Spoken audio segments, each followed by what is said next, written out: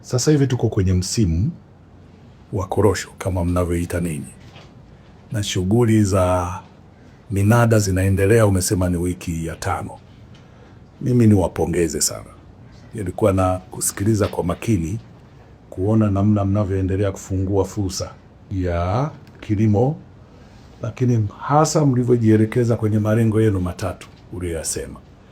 Sema la kwanza ni kuongeza uzalishaji, na kwamba zile za mwaka uliopita tani 500,000 ziende tani 1,000,000 mwaka 2030. Lakini ukasema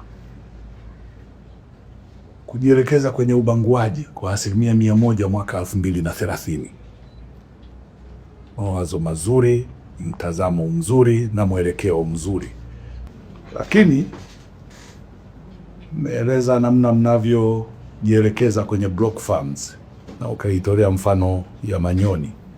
Niwapongeze, na hasa mtazamo wa kununua na zana za kilimo kule kuzipeleka ili kuongeza tija na urahisi wa kuhudumia maeneo hayo. Lakini pale Manyoni kuna changamoto ya tembo, na tembo wanawasumbua sana wale wananchi na wale wakulima. Wameweka nguvu zao, na sisi kwetu tunahesabu ile miti walioipanda ni sehemu ya miti ambayo kwetu sisi inatuelekeza kwenye kile ambacho tunakikusudia kinaitwa tija. Lakini usumbufu wa wale tembo tuna wajibu nao, kwa sababu sisi ndio tuliopewa dhamana ya kuisimamia sekta. Labda nitoe maelekezo, Naibu Katibu Mkuu, bodi iende ikafanye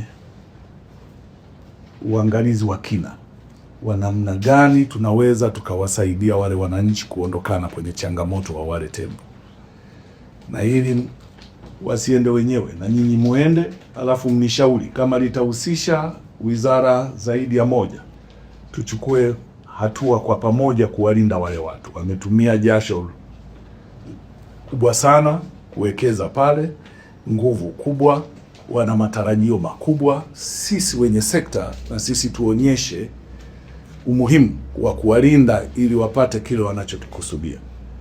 Ni kuombe hilo mlifanye haraka, na mimi ndani ya siku 3 mtanipa majibu, tuchukue hatua. Kama tutamhitaji mtu wa wanyamapori au mali asili au nani, wote kwa pamoja tukubaliane hatua za haraka, tuwalinde wale wakulima.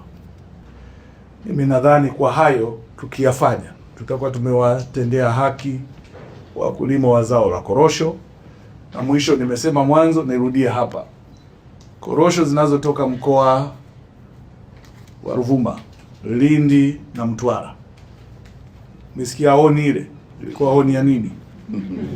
Ya meli, zitatoka hapo ilipopigwa hiyo honi, ili kufanya mkoa huu na bandari hii ifanye kazi. Tusiende kusukuma maeneo ambayo yanaenda kutuletea msongamano usio na sababu.